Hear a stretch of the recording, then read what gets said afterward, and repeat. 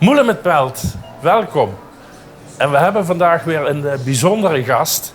Een dame, een kunstenaar en nog zoveel meer. Nelleke Hollewijn. Nelleke, van harte welkom. Hoi Frits. Van harte welkom in ons programmaatje. Dank je. We gaan erbij zitten. We gaan 100 uit vertellen. Wat wil je drinken? Spaarrood. Spaatje rood? Ja.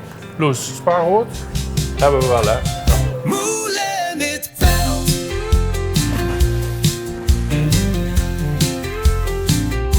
Moelen met Pelt.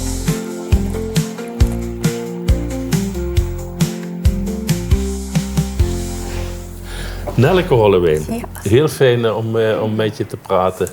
Ja. We willen van alles van je weten, maar we beginnen bij het begin. Waar stond je wiegje? Franciscusweg 11 in Heerlen. Oké.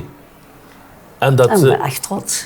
Toch een ja. mooie plek om geboren te worden. Ja, dat is een prachtige plek om geboren te worden. Je hoefde dus na de hand voor de middelbare school hoefde je de straat maar over te steken. Ja, dat was inderdaad in mijn geval het eerste jaar dat de Mammoetwet kwam. En dan kon ik naar Bernardinus. Maar mijn vader vond het toch wel handig als alle kinderen op één school zaten. Op één middelbare school. En dat werd dus Kooienvallen. Ah. We beginnen natuurlijk eerst even nog met de lagere school. Waar ging je dan? Was het de Berkschool? Of? Nou, de Materdee op Bekkerveld. Ah ja, tuurlijk. Ja. Alles is Heerlen bij mij. Ja, en Nelleke was een slimme meid, die fietste daar doorheen. Ja, ik had wat onderbrekingen met school. Ik heb eens een ongeluk gehad. Had ik een duim af, maar je zit er weer aan. Oké. En ja, die. Dat is wat anders. Zij is wat anders. Maar ze hebben van overal van alles weggehaald en gedeeld en gesplitst. De duim doet het weer. Ja, het was een heel aparte operatie. En een half jaar daarna kreeg ik een nieraandoening. En dat was niet zo mooi. Daar heb ik geloof 2,5 maanden in zo'n glazen huisje gelegen. Oh, dus je hebt wel wat oponthoud gehad. Ja, dus dat was een beetje een remming. Maar ik heb gewoon basisschool normaal doorlopen en daarna de HAVO. Ja, ja. En tijdens die middelbare schooltijd begon dat verlangen in je op te wellen dat je wilde schilderen of tekenen? Of... Nou, het is wel grappig dat ik nou net verteld heb dat ik dan 1 jaar veel in het ziekenhuis lag. Om verschillende redenen. Maar mijn vader die is op Stadsmijnen, die gingen dicht. Die is omgeschoold. Hij werd school- en beroepskeuzeadviseur. En ik was net zijn doelgroep. Zoals hij de studie volgde, had ik de leeftijd om al zijn proeven en testen te oefenen. Dus ik heb eigenlijk alle psychologische tests die een mens kan hebben, op jonge leeftijd al gehad. Wat heb je al geoefend? Ja, en toen dat moment kwam van, nou ga je kiezen van wat voor een beroep. Heb ik ook hard moeten nadenken. En het enige beroep wat ik toen goed kende was de verpleegster. Want ja, Die was je wel eens tegengekomen? ja, die heb ik dus echt wel een hele periode aan mijn bed gehad. En toen zei ik dat ook van, nou ja, dan word ik verpleegster. En toen zei mijn vader, die pakte de papieren. Nou, zegt hij, dat moet jij echt niet doen. Ik zie in jou meer een leerling voor de kunstacademie. Maar ik was natuurlijk van jongs af aan altijd aan het tekenen. Ik zat altijd met kleurboeken. En die kleurboeken, dat waren te grote lijnen. Daar ging ik elk hokje in vakjes en ruitjes en bolletjes en zo. Dat ik extra veel kleurwerk had. En hij ook naast die testen voorzag dat ik de kunstacademie, dat ik daar gelukkiger zou worden. Dat komt niet zoveel voor Nee. dat ouders hun kinderen adviseren om de kunst in te gaan, toch? Nee. Maar jouw vader was daar een uitzondering op. Ja. Ja. Nou heeft hij het zelf niet meegemaakt. Want net voordat ik aan de kunstacademie begon, dus ik was geslaagd voor de HAVO. En ik zou aan de kunstacademie beginnen. We hadden grote vakantie en toen stierf hij onverwachts, hartstilstand. En hij heeft dus niet meegemaakt dat ik echt op de kunstacademie zat. Nee. Maar dat ben je wel gaan doen. En dat heeft je gebracht dat je... Ja, nou, ik was geloof ik een jaar of 12, 13... dat ik me realiseerde dat ik mensen zo interessant vond... dat ik daar zoveel naar aan het kijken was dat ik ze ook wilde vastleggen. Dus als ik al eens ergens zat, was ik altijd mensen aan het natekenen. Als ik hier pen en papier, dan zou ik nou jou zijn gaan natekenen. En dat waren mooie tekeningen, gewoon met carandagepotlood. En dat mensen gingen vragen van, zou je voor mij ook eens een portret willen maken? Maar ja, tienertje, ik denk, nou ja, daar betaal ik ook voor. Wat wil je daarvoor? Dan had ik 5 gulden gezegd. Maar ja, dat was bij ons een magisch getal. Iedere maand kreeg 1 van de 4 kinderen zakgeld. En dat was dan 5 gulden. En ik was zo'n rijke tiener. Ik kreeg elke week wel 5 gulden van iemand, omdat ik daar een portret voor tekende. Ja, zo is het begonnen. Maar ik moet je wel zeggen, van 5 gulden... om daar op een gegeven moment een leefbaar bedrag van te maken... want ik heb natuurlijk wel die kunstacademie gedaan... en het was een dure opleiding, hbo, 5 jaar... Dus dat is heel wat schoolgeld wat je moet ophoesten. Ik had ook 2 leuke baantjes bij CNA, bij Bijsmans heb ik in de broeikas nog heel wat jaren gestaan. En, maar die 5 gulden, kijk, daar moesten mijn broers en zussen 3 maanden op wachten. Ja, en ik ving die dus elke week, ja. Dat vond ik wel handig. Ja. Maar oh ja, dat wilde ik zeggen, dat ik dus uiteindelijk na de kunstacademie portretschilder ben geworden. Want daar ben je echt heb je je echt op toegelegd. En dat je dan dat geld moet omzetten. Wat vraag je nou voor een portret? En ja, mijn enige gedachte was vroeger 5 gulden, maar dat wilde ik dus nou niet meer doen. En dan begin je eens ergens bij een bedrag. Maar voordat ik daar echt van kon leven, heb ik toch nog wel heel vaak de prijs moeten verhogen. En dat was nooit leuk, want mensen onthielden wat ik voor het vorige portret gevraagd had. Want als portretschilder werk je natuurlijk altijd in opdracht. Altijd. En dat is ook wel heel mooi, want het is pas sinds kort, echt sinds kort, dat ik voor mezelf mijn keuze kan maken wat ik wil schilderen. Ja. Ik ben echt, nou ben ik gewoon echt zo op zo'n fijne plek beland dat ik kan gewoon schilderen wat ik wil. Oké, dus niet alleen het portret meer. Nee, ze kunnen wel nog vragen, allicht. Maar ik zit niet meer in angst en beven van hoe ga ik de maand redden. Ja, oké, op die manier. Maar je zegt, ik heb zo'n mooie omgeving, dan bedoel je de plek waar je woont, Retelsbeek. Heel landelijk, heel idyllisch stel ik me dat voor. Ja. En daar schilder je dus ook veel?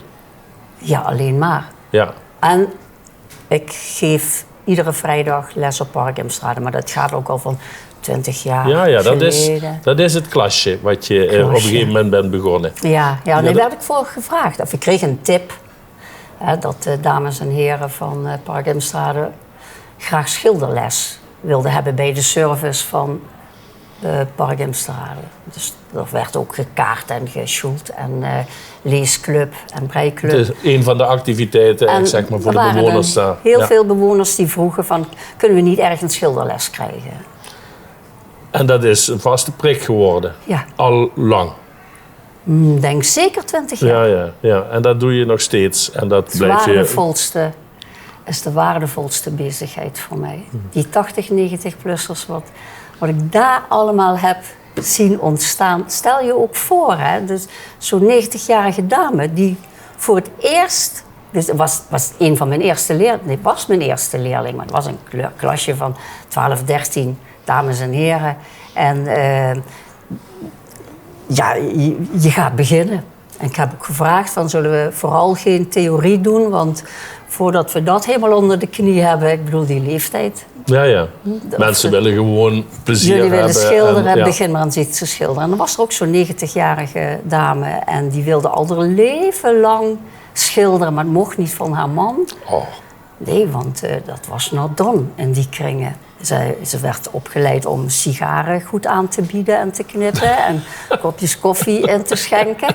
En haar wens van, mag ik dan nou op schilderles? Dat mocht niet. Ja, zegt ze, hij moest eerst sterven. Dus hij is op een dag gestorven. Direct daarna ben ik nou naar jou gekomen. Want ze was inderdaad, de man was gestorven. En dan kwam ze schilderles. Maar die heeft nog 10 jaar bij mij geschilderd. Geweldig. Dus die was nog net geen 100. Nee. We gaan eens even een muzikaal intermezzo inleggen, Nelleke. En jouw wens was Home van Michael Bublé.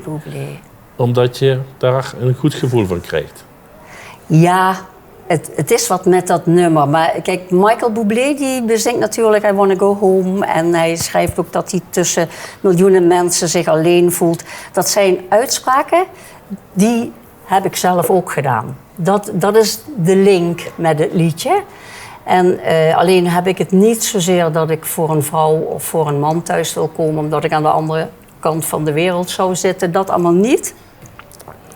Het sluit eigenlijk aan van net. Voor mij betekende thuiskomen in mijn leven.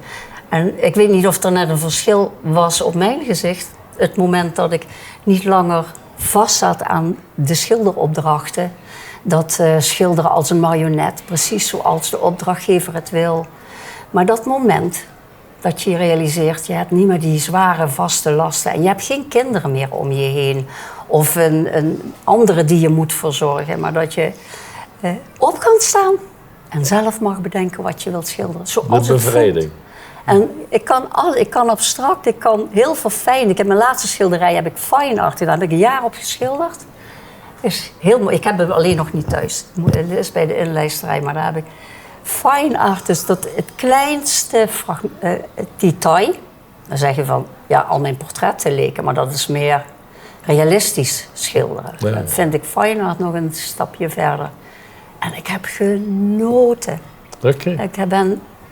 Ik heb zoveel rust het afgelopen jaar gehad, doordat ik in mijn schilderij kon stappen. En op het schilderij heb ik alles geschilderd van mijn leven, van thuis. Van zoiets als dit bij ons op de tafel mijn leven lang gestaan heb, dan zou dat nu op mijn schilderij gestaan hebben. Maar zoiets. Het is één groot verhaal geworden. Dus ik ben thuisgekomen in mijn eigen leven. En dat is moet ik even iets zeggen, het duurt misschien te lang voor jou nou, maar jaren geleden, oud en nieuw, vrijgezellen en alleenstaande, zouden we de oud en nieuw viering doen bij een van de mensen thuis. Kwartier voor 12 op het 1 zullen we elkaar vertellen wat de nieuwjaarswens is. Of je voornemen voor het nieuwe jaar. Nou, is goed. Er werd een grote kring gemaakt. Aan de overkant begon de persoon één voor één iedereen te vragen. En ik kwam steeds dichterbij. En ik wist helemaal niet wat. Ik had nog nooit een voornemen. Ik zei ook stellig, ik neem geen goede voornemens. Maar ik voelde toch die hand op mijn schouder. En ik hoorde mezelf zeggen, thuiskomen. Heb ik daarna nog zo lang gezeten van, wat moet ik thuis? Ik had een heerlijk huis en ik woonde. Maar daarvoor heeft mij dat bezig gehouden. Toen die Michael Bublé dat zong, toen begreep ik van, dat is het. Ik ben nou thuisgekomen. Dus het is pas onlangs dat ik me dit realiseer, waarom dat nummer mij altijd aanspreekt, maar ik wist niet waarom. Oké. We moesten maar eens gaan luisteren, hè? Home van Michael Bublé. Ja, vooral, ja. Another airplane, another sunny place. I'm lucky, I know, but I wanna go home. I got to go home. Let me go home.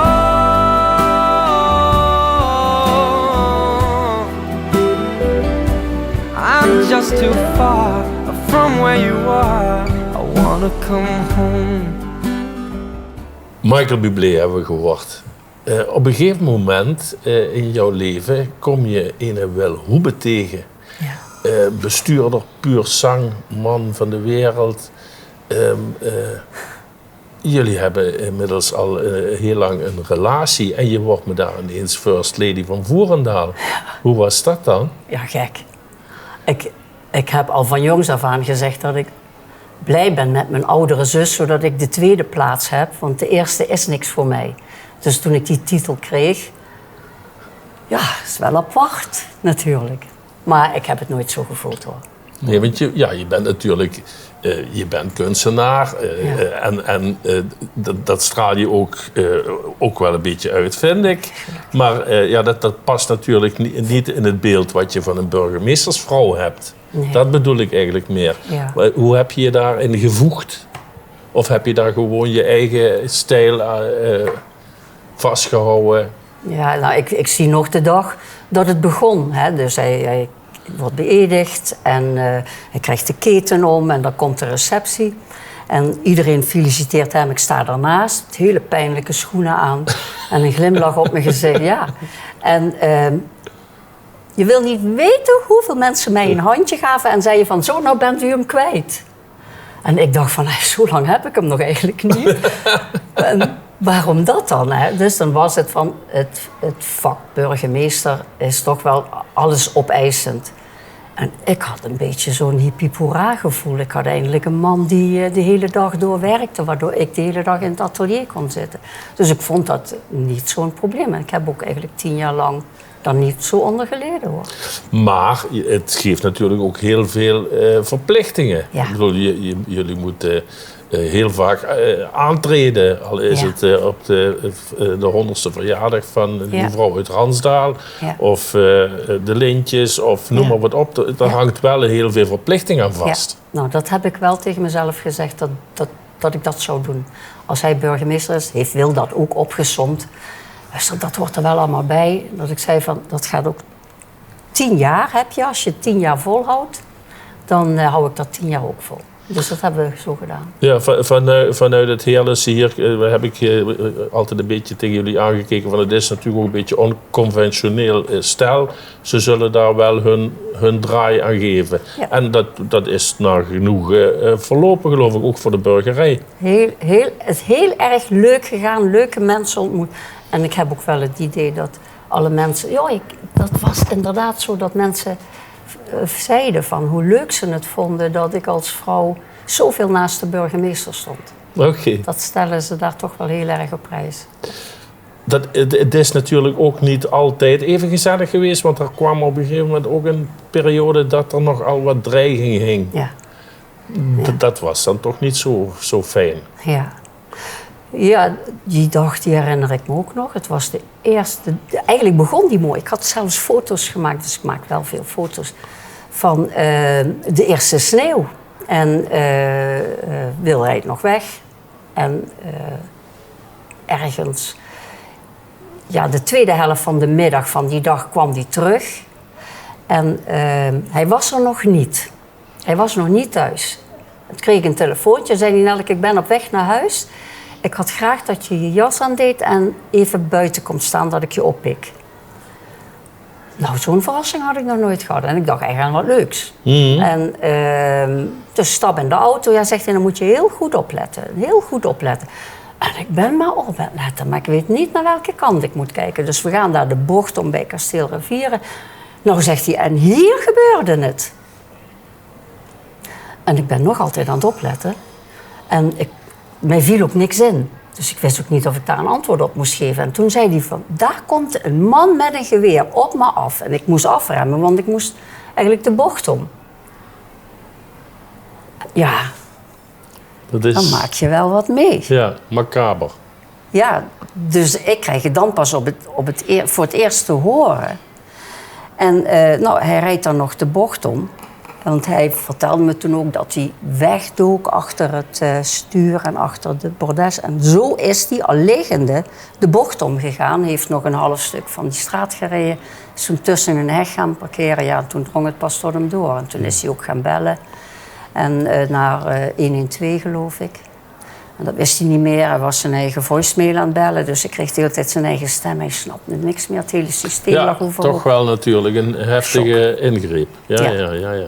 En nou zegt hij, ik moet het toch allemaal even kwijt. Er kwamen ook wel emoties, maar we gaan even ergens wat drinken. Maar dit wilde ik je zeggen. En dan het liefst op de plek waar het mij vanochtend gebeurde. Dus het was wel een beetje live verslag, ja. Ja, het is wel even heel anders. Ja, en dat hij geloof ik. echt waar, vanaf dat moment zegt hij van... Ik laat me er niet door raken, nee, het doet me niks. Nou, ik kijk natuurlijk naar hem. En dan zeg ik maar niet dat... Ja, ik zie ook niks aan, weet je. Je bent er Dat wel doet voor met hem. iedereen Je maakt iets het niet natuurlijk. erger. Ja. En ja, dan staat het leven wel op de kop. Ja. Want dan krijg je niets te maken met rechercheurs. En dat idyllische leven in de wei, dat lijkt dan maar heel kort. Ik denk van, dat is nou dus afgelopen. Ja. En ik zie ook wel die rechercheurs dat pad bij ons opkomen. Alhoewel dat toen amper nog pad was. Want zo lang woonden we daar nog niet. En die hebben hoofdschuddend gestaan, want die moesten dus hier maatregelen gaan treffen dat Wil veilig zou wonen. En dan zou je dus een huis met een hekwerk erop. Maar nou, we hadden geloof ik niet eens een boom staan. Laat staan dat we daar een hek hadden wat we af konden sluiten. Ja. En dan met zo'n wei eromheen. Maar toen hebben twee van die rechercheurs toch wel een hele periode 's nachts voor en achter ons huis staan waken. Oké. Dat is niet leuk hoor. Op een gegeven moment, ja, na alle ellende en alle mooie en leuke dingen, krijg je hem thuis. Hè. Hij gaat met pensioen en binnen de kortste keren wordt hij ook nog wethouder in Heerlen. Wat heb je toen gezegd? Ben je nou helemaal bij laattafel? Nee, helemaal niet. Nee, man, zo ben ik helemaal niet. Hij was me de vraag aan het stellen. Ik kwam net, het was de laatste avond van Pinkpop. 1 uur 's nachts komt hij me ophalen. En ik zit in de auto, de deur slaat dicht. Dan zegt hij van, ik heb een hele belangrijke vraag voor jou. Ik ben vanmiddag bezig geweest, maar ik wil toch eerst jouw antwoord. En hij begint dus iets van, ja, Martin de Beer. En die gaat nou naar de Kamer. En ja, nou zijn ze natuurlijk aan het zoeken. Och, ik zeg, ik weet al wat je wil vragen. Is goed joh, moet je doen. Dus dat was het. Oké. En het was echt niet zo dat ik... Wil maakte al een schapje van... Nou, die had natuurlijk genoeg biertjes op. Echt niet. Dus ik was bij mijn volle verstand en gewoon... had 3 hele fijne Pinkpopdagen gehad. En ik gun Wil al en ik snap dat ook wel. Dat na Martin de Beer, wie legt nou zijn beroep neer om 9 of 10 maanden... die volle baan van een wethouder op zich te nemen. Ja. En Wil zat thuis. Ik had een schitterende tuinman aan hem. Dat mis ik. Ja, maar als je daar toch 10 jaar lang woont... en je kijkt uit het raam voor, links, achter... je ziet niks, alleen maar wij. En in de zomer lopen daar de koeien. Dus dat is dan wel leuk. Maar nou had ik daar ineens wagen. Maar kijk, zag ik Wil met de hark en Wil met de schop... en Wil met de kruiwagen. Nou... Okay. Dus ik was gewoon een hele blije vrouw. En de tuinman. Ja, nou, ik was daar zo blij om. Ik denk van, nou, Wil kan pensioen vieren. Hè? Daar was hij eerst bang voor, maar ik had nou gezien dat kan die vindt dat leuk. Dus doe nog maar 10 jaar wethouder en dan word je daarna wel echt pensioen. Dus dat gaan we nou zien. Nou, Nelleke, we sluiten af met het Elsje. Hè? En jouw boodschap voor de mensen thuis? Ja, die heb ik. Ik zou zeggen, mensen, ben sportief, denk sportief en leef sportief. Niet alleen fysiek gezien, maar vooral in je koppie. Want ik denk dat je dan het allerbeste uit je medemens kan krijgen. Dat lijkt me een hele diepe gezondheid. Dankjewel. Angergier bij Moelen met Pelt. Maar wat wel belangrijk is, dat weer de culturen, de dans en hoe we nu zeggen, het verhaal. Hè, want iedereen heeft wel een verhaal, hè, zoals ik ook een verhaal heb met dansen, het iedereen dat. En dat is de parade van hedendaags. Ja. Ja.